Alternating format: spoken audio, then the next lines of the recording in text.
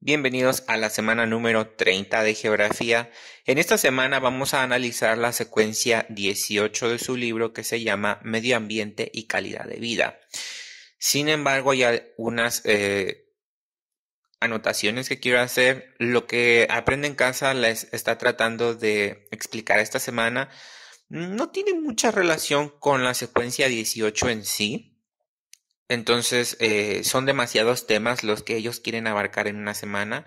Por lo tanto, vamos a tratar de que lo que veamos en este video esté relacionado más con la calidad de vida y el medio ambiente. El aprendizaje, de todas maneras, es analizar la relación entre el deterioro del medio ambiente y la calidad de vida de los países, de la población en diferentes países.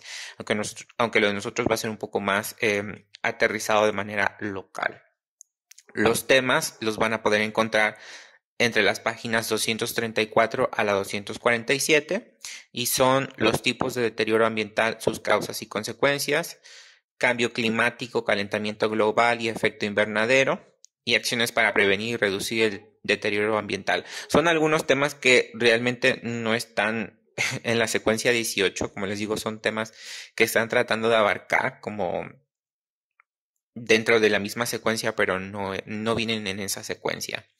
Los énfasis pues están encaminados a esos temas, pero como les comento, nosotros vamos a enfocarnos en el aprendizaje esperado, que es sobre la calidad de vida y el medio ambiente. Muy bien, para poder entender este tema, obviamente tenemos que entender sobre la calidad de vida. Tiene mucho que ver con temas anteriores como el desarrollo que vimos la semana pasada.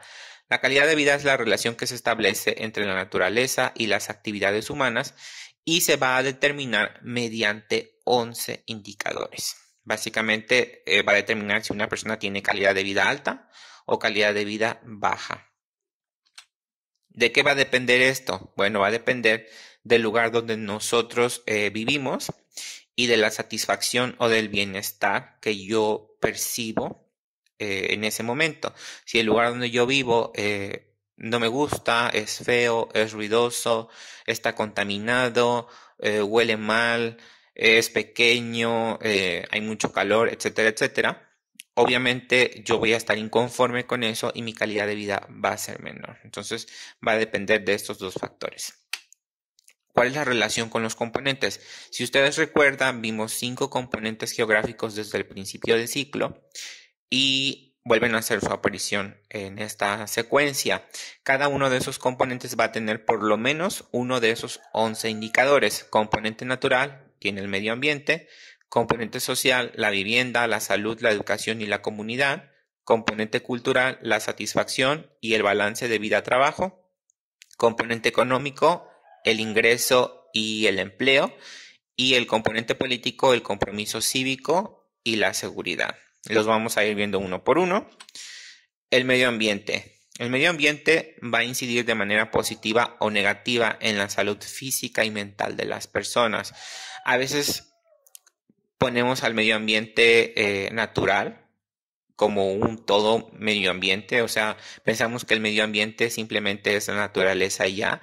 Sin embargo, existe distintos ambientes, pueden ser naturales o pueden ser compuestos por el hombre, ¿no? Simplemente tenemos que entender que el medio ambiente puede ser todo lo que está alrededor de nosotros. ¿Cómo es lo que yo percibo lo que está alrededor de nosotros? ¿Es bonito? ¿Es agradable? Como les dije al principio. Entonces, todo eso va a incidir de manera ya sea positiva o negativa y va a determinar un valor alto o bajo. La vivienda es el otro indicador. Es necesaria para la vida de la población, las personas se sienten seguras en su interior, el presupuesto para costear la vivienda va a entrar dentro de la calidad de vida. Ustedes conocen, por ejemplo, algún familiar que haya migrado a Estados Unidos y les habrá contado que en Estados Unidos las personas tienen que destinar presupuesto ya sea para la calefacción en invierno, para el aire acondicionado, para el gas, destinan dinero para el internet, para, por ejemplo, la persona que que corta el césped, o a lo mejor tienen algún familiar que se dedica a la jardinería en Estados Unidos y que tiene que ir cortando césped o ser el jardinero de varias casas. Hay personas que destinan un presupuesto especial para la remodelación de la casa, para pintarla, para cambiarle incluso el tejado, etcétera, etcétera, ¿no? Entonces, son cosas que a ellos no les afecta en su economía, o a esas personas no les afecta en su economía, pero por otro lado hay personas, por ejemplo, en nuestros países que son subdesarrollados, en donde no pueden disponer de dinero que les llega, por ejemplo, del empleo, para modificaciones en su casa, porque lo destinan para otras cosas que son más importantes en ese momento, ¿no? La salud de uno de sus hijos, o son muchos hijos, o tienen que pagar deudas, etcétera, etcétera, ¿no? Entonces también esto va a ser un factor decisivo, un indicador decisivo. La salud, siguiente indicador, tenemos física y mental. No tiene que ver tanto, bueno, más bien no tiene que ver 100% con la salud física, es decir, si yo no piso el hospital es porque estoy saludable, no. Puede ser que esté enfermo y no lo sepa. O a lo mejor estoy enfermo y no quiero ir al hospital. Pero también está relacionado con la salud mental. Que tan bien estoy emocionalmente, no necesito tomar pastillas para pasar el día, etcétera, etcétera, ¿no? Igual es algo complicado de determinar quién es saludable y quién no lo es, pero es un indicador que se utiliza para poder determinar la calidad de vida. La educación representa la adquisición y movilización de conocimientos, habilidades y competencias necesarias para participar de manera efectiva en todos los ámbitos sociales y laborales. Y se resume en la calidad de la educación y cuántos años le dan a las personas de manera obligatoria, cada país, a estos estudiantes, ¿no? Hay países donde, por ejemplo, de manera obligatoria nada más es hasta la primaria, es decir, todos los niños tienen que estudiar los 6 años nada más. Hay personas que estudian nada más 7 años de manera obligatoria, o países que solo obligan estos años. Hay países que obligan hasta la secundaria, hay países que obligan hasta la preparatoria, etcétera, etcétera, ¿no? Entonces, también esto va a depender de la calidad que se les da a estas personas. No es lo mismo la calidad de educación que se da en un país europeo a un país africano, ¿sí? Entonces también eso tiene mucho que ver. El siguiente es la comunidad y está relacionado con las buenas relaciones personales y la frecuencia con que se dan, que van a definir este indicador. ¿Ustedes confían en sus vecinos?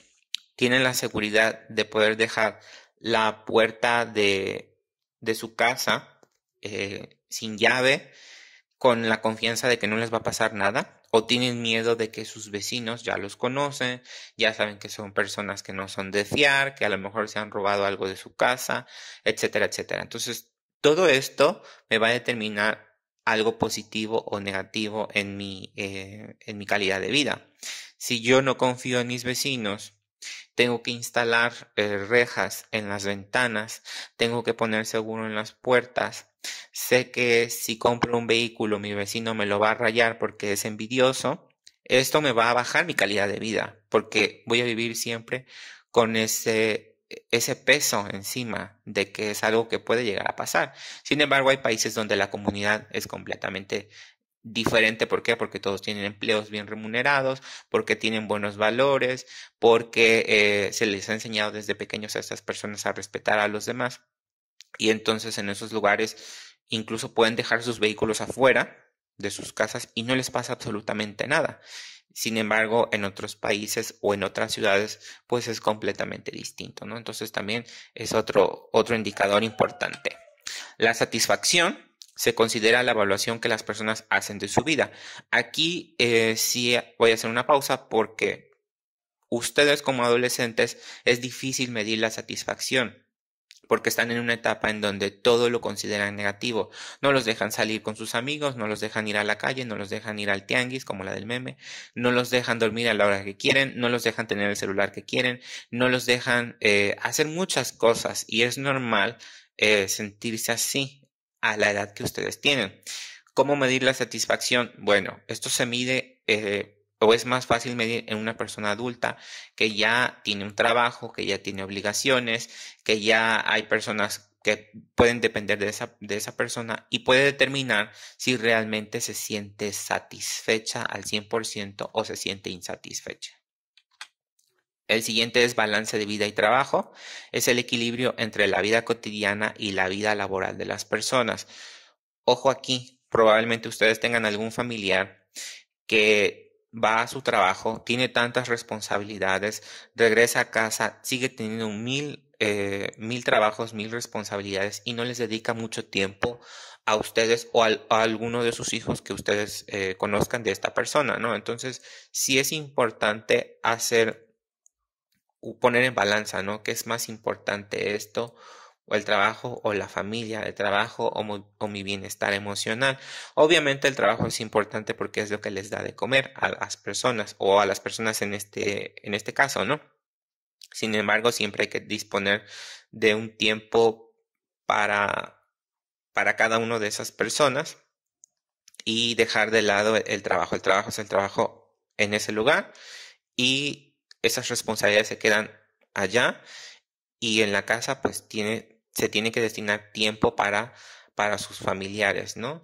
Incluyo también ahí a las amas de casa porque aunque no es un trabajo remunerado, es decir, no les pagan, desafortunadamente no reciben un salario como compensación de todo lo que hacen, pues se tienen que partir en mil pedazos para abarcar todas las actividades que la sociedad, entre comillas, les ha indicado que tienen que hacer en el hogar, ¿no? Entonces, es algo muy, muy complicado, ¿no? Y a veces el que sale perdiendo terminan siendo el hijo o la hija o las personas menores que dependen de esos adultos, ¿no? Porque se enfrascan en otras cosas los adultos que son necesarias obviamente, pero no les destinan tiempo a la familia y al final pues eso les cobra factura. Los ingresos es el siguiente, se considera un medio necesario para alcanzar bienestar y estándares de vida altos. Una persona con ingresos muy altos, obviamente su calidad de vida va a ser alta, porque todo lo que necesite o quiera comprar o desee comprar, lo va a poder hacer. Del otro lado de la moneda están las personas que tienen sueldos miserables o no tienen un sueldo fijo, entonces sus ingresos no le van a proporcionar una calidad de vida buena. El empleo viene relacionado, proporciona los ingresos necesarios para la obtención de bienes y servicios y permite a las personas estar actualizadas en las diferentes actividades productivas, industriales, turísticas y comerciales. Y eso lo vimos en las primeras secuencias cuando fue de repaso. Una persona que tiene un empleo que es fijo, es decir, que ya tiene un contrato estipulado, no tiene tanta ansiedad por pensar que lo van a despedir o porque va a perder su trabajo o porque se puede quedar en la calle. No, aunque gane menos, va a tener esa seguridad y su calidad de vida va a ser superior porque puede administrar bien ese dinero, aunque sea poco, y puede vivir bien. Sin embargo, una persona que no tiene un empleo fijo o con un contrato, pues vive siempre la expectativa de qué va a pasar después, ¿no? Si se puede quedar en la calle, si lo pueden despedir, etcétera, etcétera. El compromiso cívico es el siguiente, representa la confianza que la población tiene en el gobierno y que participa en los procesos electorales. Ustedes conocen personas que hablan mal del gobierno, hablan mal de los políticos y siempre están quejándose de todos, pero nunca acuden a ejercer su voto, nunca quieren participar de cargos para ser representantes de casilla o para ser escrutadores, etcétera, etcétera, ¿no? Entonces, eso también les va a afectar porque aunque ellos nunca vayan a ejercer su voto y se la pasen hablando mal de los demás, pues pueden ejercer un cambio si ellos quisieran. Y al no hacerlo, eso también demerita su calidad de vida porque se la pasan con pensamientos negativos siempre y al final pues eso también les va a afectar su salud.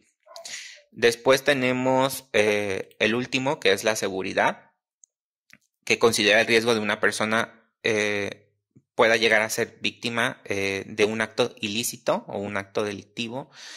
Y esto es triste porque hay países donde la seguridad es prácticamente primordial. Una persona puede salir en la madrugada en la calle y no le va a pasar absolutamente nada, no lo van a asaltar, no lo van a secuestrar, no lo van a intentar apuñalar, por ejemplo, y viven bien. Esas personas tienen calidad de vida bien, porque tienen la confianza de que si necesitan salir a dar un paseo nocturno, por X o Y razón, lo pueden hacer. Sin embargo, en nuestros países esto es casi imposible en la mayor parte del territorio porque existen grupos delictivos, existen pandillas, existen personas que están acechando a qué casa meterse a robar y si te ven en la calle pues puede ocurrir alguna catástrofe, ¿no? Entonces, sí es complicado porque parte de esa inseguridad que se presenta es por las necesidades o carencias que tienen estas personas. Obviamente una persona que sea pobre no va a ser una persona delincuente, pero en muchas ocasiones está comprobado que muchos de estos delincuentes terminan ejerciendo este tipo de actos delictivos porque no tuvieron las mismas oportunidades que tuvieron otras personas, ¿no? Entonces, es un tema complicado porque pues, obviamente no los estoy tratando de defender, pero puedo llegar a entender hasta cierto punto el por qué llegan a cometer este tipo de actos, ¿no? Y al final, los que salimos perdiendo, pues es la población en general. Ya por último vamos a ver sobre el deterioro del medio ambiente. Obviamente existen muchas manifestaciones que nos pueden determinar este deterioro. Su libro maneja tres, que es una de ellas la deforestación, que ya la hemos estado viendo, que es básicamente el proceso por el cual se va a remover toda los árboles mediante la tala inmoderada o la quema de la vegetación. Y al final pues no existe un un revertimiento de este proceso, es decir, talo, pero no siembro nada. Entonces esto pues nos va a traer unas consecuencias negativas muy grandes. La desertificación es el segundo, es básicamente la degradación total o parcial del suelo fértil y productivo. Se produce cuando se deforesta el suelo para su uso agrícola o ganadero y con el tiempo ese suelo se vuelve infértil, es decir, ya no se puede utilizar para sembrar absolutamente nada porque ya no va a crecer nada. Es como si a una persona que tenga problemas de calvicie, los pocos cabellos que tenga en la parte de su cabeza se los arranquen de raíz, obviamente no les va a volver a crecer porque ya tiene problemas en la raíz de su cabeza. Entonces, más o menos con eso lo podríamos comprobar, lo podríamos relacionar, perdón.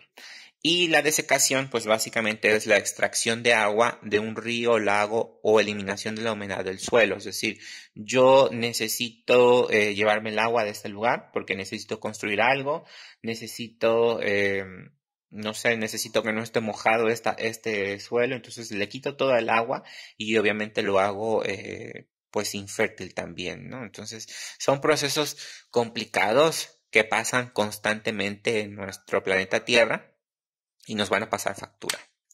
Y aquí hay dos fórmulas que ustedes tienen que analizar. Son muy sencillas. Una es contraparte del otro. A mayor deterioro del medio ambiente, vamos a tener una menor calidad de vida.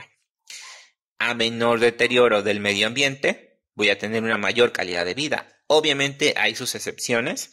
Una persona que sea dueña de un corporativo que venda madera, que tenga su aserradero y que necesite extraer mucha madera para poder vender muebles, obviamente no le va a importar en ese momento que exista una deforestación, una tala inmoderada de vegetación, porque está recibiendo dinero a raíz de eso. Aunque en un futuro, obviamente, al haber tanta deforestación, no va a tener de dónde deforestar más y no va a tener de dónde obtener, no va a tener de dónde obtener dinero. ¿Sí? Entonces ya depende de cada persona, pero en general, la regla general es que si yo deterioro el medio ambiente, mi calidad de vida va a disminuir. Y si ese deterioro es mucho menor o es nulo, mi calidad de vida va a ser mayor. ¿Cómo sé si el deterioro del medio ambiente es mayor o menor? Pues simplemente tenemos que analizar cómo está nuestro entorno, qué es lo que nosotros estamos haciendo por el planeta. Cada vez que yo salgo a comprar o salía a comprar utilizo bolsas recicladas o utilizo las bolsas que me dan. Si yo voy a comprar o voy a un restaurante y no me acabé la comida, la pido para llevar en un traste de unicel o me termino toda la comida o dejo ahí la comida. Entonces es complicado. Los pañales desechables son un problema muy grande. Si ustedes supieran la cantidad de pañales que se desechan al mar todos los días. Entonces, todas las acciones que nosotros hacemos se van sumando y se multiplican por el número total de personas que hay en el mundo y en general se vuelve una catástrofe que a lo mejor no la vemos en nuestras comunidades, sí, pero se van a ir a depositar a otro lugar y al final van a regresar a nosotros de manera rápida, sin que nos demos cuenta, nos va a afectar de manera negativa. Entonces tenemos que ir haciendo acciones que las vamos a ver en la siguiente semana, acciones para ir frenando todo este mal que estamos haciendo al medio ambiente. Ahora sí pasamos a la actividad. Ya se nos fue el tiempo. Van a analizar y copiar en su libreta o en hojas blancas el cuadro rosado, que es el 3.6 de la página 246. Es un cuadro muy grande. Si no les cabe en una página, usen dos.